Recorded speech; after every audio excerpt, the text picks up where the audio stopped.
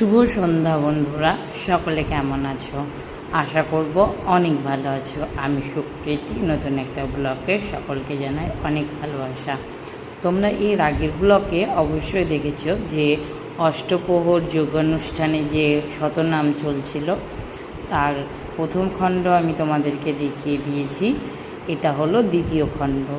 এই খণ্ডে তোমাদেরকে আমি দেখাবো যে শ্রীকৃষ্ণের রাসলীলা, যে লীলায় দেখার জন্য আমাদের মর্ত্যবাসী গভীর আগ্রহে অপেক্ষা করে থাকে। তখন রাত্রি মোটামুটি 2টো বাজে। দেখো গ্রামের লোকজন কিন্তু একসঙ্গে সকাতরে সকলে মিলে আনন্দের সহিত উপভোগ করছে আমাদের রাধাকৃষ্ণের রাসলীলা। আমি কোনো দিন আগে দেখিনি, আমি শুধুমাত্র দেখব বলেই কিন্তু আজ বা আমাদের গ্রামে যে নামযজ্ঞ অনুষ্ঠান হয়েছিল সেখানে গিয়েছিলাম। সত্যি বলছি বন্ধুরা, যারা দেখোনি তারা যে কী জিনিস মিস করে গেছো তা আমি বলে বোঝাতে পারবো না। তবে আমি যতটুকু পেরেছি, অনেক দূরে বসেছিলাম আর এত মানুষজনের ভিড় ছিল যে কাছে থেকে একটু ভিডিও করব সেই সুযোগ আমি পাইনি। আর তার মধ্যে কি বলতো, আমার ছেলে আমার কাছেই ছিল, মানে আমি ঘুম থেকে উঠে পড়লে ও আর ঘুমোয় না, সেই জন্য মানে দূর থেকেই আমাকে কাজটা করতে হয়েছে।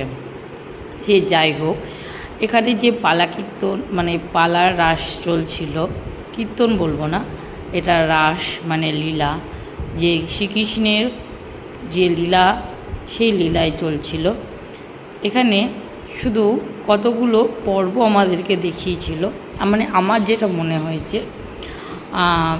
যে রাধাকৃষ্ণ বা সখীরা যে কৃষ্ণকে পাবার আশায় যে আনন্দ লাভ করেছে, যেভাবে পেলে একটা স্বামী স্ত্রীর সম্পর্ক সুমধুর হয়, গোপিনীরা সেই ভাষায় সেই আশায় কৃষ্ণ ঠাকুরকে মানে শ্রীকৃষ্ণকে তাদের পতিরূপে লাভ করতে চেয়েছে।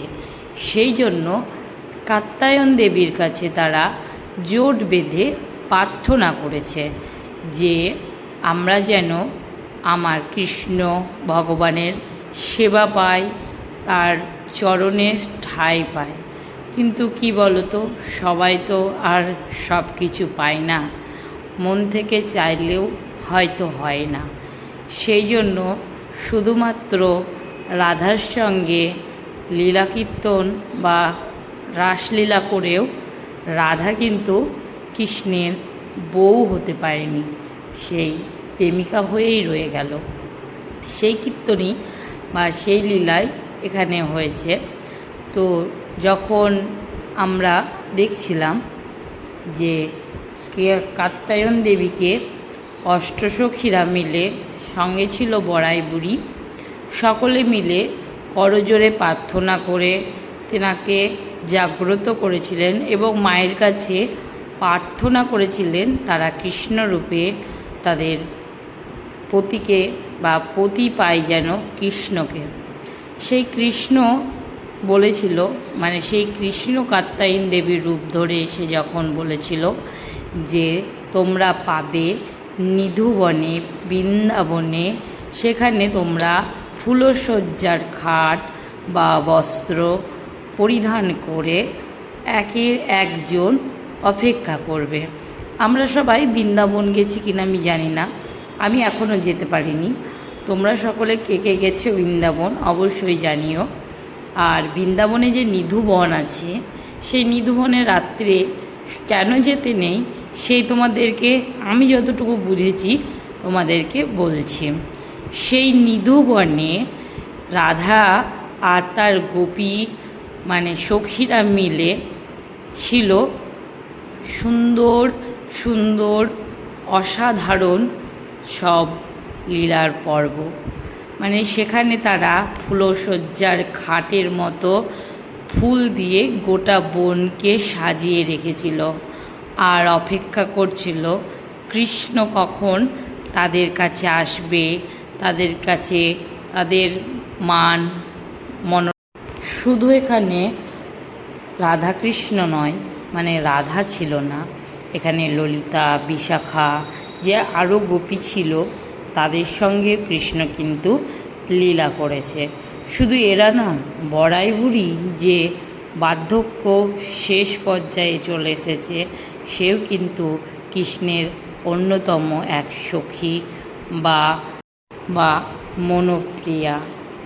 কৃষ্ণ যখন নিধুবনে গভীর রাত্রে আগমন করেছিল, তখন সখীরা সহ আমাদের রাধারানী ঘুমিয়ে গেছিল, আর ছিল বড়াই বুড়ি। তাকে যে কে তখন বড়াই বুড়ি পূর্ণরূপে রাধাকৃষ্ণের যে লীলা প্রণয় সেটা কিন্তু সম্পূর্ণ করেছিলেন। এবং এই চক্র বা এই চাকা দীর্ঘদিন চলতে থাকে। সেই জন্যই নিধুবনে পুরুষদের যাওয়া হয় না, কারণ না, গোবিন্দ আমার শুধুমাত্র মেয়েদের বা তার রমণীদের নিয়েই এই রাসলীলা সংগঠিত করেছে।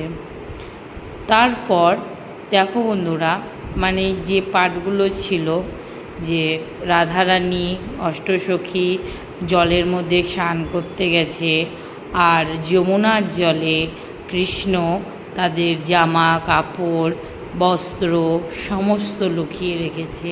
এবার তারা কি করে বাড়ি যাবে, কি করে ঘরে ফিরবে, সেই নিয়ে অনেক রকম সুন্দর সুন্দর কারুকার্য আমাদের এই রাসলীলায় দেখিয়েছে।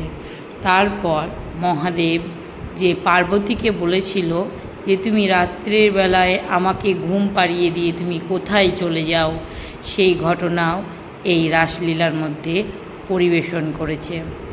দেখো বন্ধুরা, আমরা সকলেই স্বামী সন্তান নিয়ে ঘর করি, আর সেই সংসারে যদি অশান্তির কোনো চিহ্ন ঢুকে যায়, সেখানে কিন্তু নানা পদে পদে সেই জিনিসগুলো আমাদের মনের মধ্যে উকি দেয়, কিন্তু আমরা কেউ সেটা বিচার করি না, বিচার্য বিষয় ভাবিই না। সেই জন্য শুধু আমরা কেন, ত্রেতা যুগে, কলিযুগে, সমস্ত যুগেই পুরুষ নারীর যে বিভেদ, যে পার্থক্য আজ আমরা দেখছি, সেটা থাকেই। আমাদের মহাদেব পার্বতীকে বলেছিল তুমি রাত্রিবেলায় যে নিধুবনে যাচ্ছ, সেটা কিসের জন্য যাচ্ছ, কেন যাচ্ছ, আমি দেখতে চাই, আমি জানতে চাই। তো নিধুবনে তো পুরুষদের যাওয়া হয় না, কিন্তু আমাদের মহাদেব তিনি গোপী সেজে গিয়েছিলেন নিধুবনে। সেই সময় রাশির চক্র ঘুরতে ঘুরতে হঠাৎ করে থেমে যায় এবং গোপী সহ রাধারানী খুবই কষ্ট পেয়ে অচল হয়ে পড়ে যায়। তখন শ্রীকৃষ্ণ বলে যে নিশ্চয় নিধুবনে কোনো পুরুষের আবির্ভাব ঘটেছে, না হলে তো এরকম হবে না। সেই সময় আবার তখন কোনো পুরুষকে তো দেখতে পায় না, সবাই নারী। আর সেই নারী রূপে যে পুরুষ এসেছিল, তাকে দেখার জন্য রাধা কৃষ্ণ বা আমাদের কৃষ্ণ রাধে ললিতা সকলকে বলেছিল যে বস্ত্র হরণ যে থাকে সেটা করবে।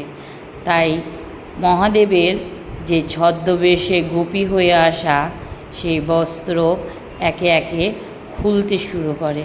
কিন্তু মহাদেব তো বড়ই চতুর, সে সেজেছে গোপী হয়ে, আর এত সহজেই কৃষ্ণের কাছে ধরা দেবে? তাই সে কিন্তু অজস্র কাপড়ের ভিড় তার শরীরের মধ্যে জড়িয়ে নিয়েছে।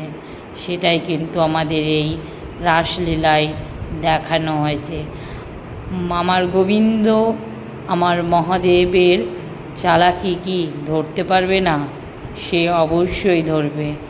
আর কি করে সেটাও তোমাদের দেখাচ্ছি। দেখো, মহাদেব যেহেতু প্রচুর কাপড় পরিধান করেছে, সখীদের টানতে টানতে টানতে টানতে ক্লান্ত হয়ে গেছে, আর সেই সময় সখীরা পড়ে গেছে, শক্তি নেই, তখন গোবিন্দ প্রাণনাথ চিৎকার করে বলে, ওঠো, জাগো, তোমরা বস্ত্র টানো, দেখো ঠিক হয়ে যাবে। আর সেই শক্তি পেয়ে ওটা যখন বস্ত্র খুলে যায়, তখন আমার মহাদেব হয়ে যায় উলঙ্গ। আর সেটা দেখেই, আর এই কারণের জন্যই মহাদেবের গর্ভে কিন্তু এক সন্তানের জন্ম হয়েছিল। সেটা জানার জন্য অবশ্যই আমার চ্যানেলটাকে সাবস্ক্রাইব করে দিয়ে পাশে থেকো। তারপর রাধাকৃষ্ণের মিলন ঘটিয়ে আমাদের এই রাসলীলা শেষ হয়েছে। আর যদি বন্ধুরা তোমরা যদি এরকম রাসলীলা দেখতে চাও, অবশ্যই যেখানে নাম সংকীর্তন হবে ঠিক রাত্রি 2টোর দিকে সেখানে যাবে। সুন্দর সুন্দর রাসলীলা তাদের দেখতে পাবে এবং দেখবে। তাই হোক, পরের দিন সকালে নাম সংকীর্তন শেষ পর্ব আমাদের। তো যে ঠাকুর আমাদের এসেছিলেন, ঠাকুরমশাই, তিনি বললেন যে আমার কৃষ্ণ, আমার ভগবান যে শয়নে আছে, তাকে জাগ্রত করে তাকে ভ্রমণে নিয়ে যেতে হবে। এবং সেই গ্রাম যে ভ্রমণ হয়েছিল বা গ্রাম পরিদর্শন হয়েছিল, সেখানে কেউ বাদ ছিল না। ছোট থেকে বয়স্ক, মেয়ে, বউ, ছেলে, মানে এত সবাই মিলে যে আনন্দ অনুষ্ঠান হয়, সেটা সত্যি না গেলে বোঝা যাবে না। প্রত্যেকজনকে প্রত্যেকটা আনন্দে যে এইভাবে একে অপরের সাথে মিলেমিশে খুব ভালো লেগেছে, খুব সুন্দর হয়েছে। আর প্রত্যেক বছর যেন এইভাবেই নাম সংকীর্তন এগিয়ে যায়, এটুকু আমি ঈশ্বরের কাছে প্রার্থনা করব। কারণ ঈশ্বর চাই বলেই কিন্তু সব কিছু হতে পারে। আর এইভাবেই দেখো আমাদের গ্রামের প্রত্যেকটা মানুষজন রাধাকৃষ্ণ বা আমাদের গোবিন্দকে নিয়ে যুগলে বেরিয়ে যাওয়ার জন্য সবাই প্রস্তুত হয়ে গেছে।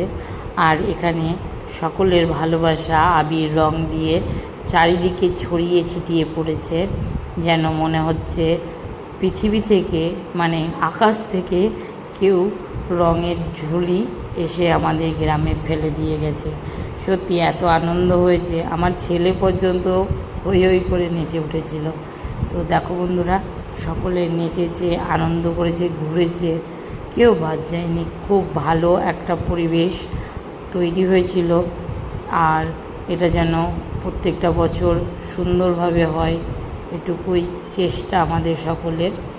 এইভাবে দেখো, মানে এত নেচেছে, এত আনন্দ করেছে, সত্যি বলছি, মানে যে মানুষ মানে এতটা ভেতর থেকে আনন্দ করতে পারে, সেটা না দেখলে বোঝা যাবে না।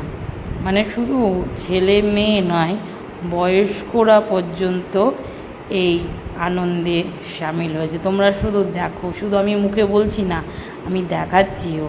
দেখো কত, মানে ঝমঝম করে বৃষ্টি পড়ছে, তবুও কিন্তু এই নাচ বা আনন্দ থেমে থাকেনি, সকলে মিলে আনন্দ করেছে। তারপর সকলে স্নান করে এখানে ভজন আরতি হচ্ছে, মানে ভজন আরতি শেষ করে ভোগ দেওয়া হবে। আর আমার ছেলের শরীর ভালো লাগছিল না, আর সেই জন্য আমি আর ভোগ বিতরণের যে সময়টা, সেই সময়টা থাকতে পারিনি আর দেখতেও পাইনি, তবে প্রসাদ খেয়েছিলাম। আর দেখো, মানে প্রত্যেকটা মানুষ কিন্তু বসে সমস্ত কিছু শুনেছে, প্রথম পার্ট থেকে দ্বিতীয় পার্ট একদম সব। তারপর আর রাত্রিবেলার দিকে দেখো গোটা গ্রামবাসী যে খিচুড়ি মৎস্য পরিবেশন করা হয়েছে, সেখানে বসে বসে বসে সবাই খাচ্ছে। গোটা গ্রামের মানুষজন বা বিদেশ থেকে যারা এসেছিল তাদেরও জন্য এইভাবে কিন্তু সবাই খাওয়া দাওয়া করেছে আর খুব আনন্দ করেছে। এখানে ছিল খিচুড়ি, পাঁচ তরকারি, চাটনি আর পায়েস। তারপর দেখো আমার ছেলে সকলের সঙ্গে খেলায় এত মত্ত হয়ে উঠেছে, কি বলবো, মানে এত আনন্দ করেছে, সেই জিনিসটাও আমি কিন্তু ভিডিওর মাধ্যমে তোমাদের সামনে একটু তুলে ধরেছি। কেননা ছোটো বাচ্চার আনন্দ সকলের আনন্দ।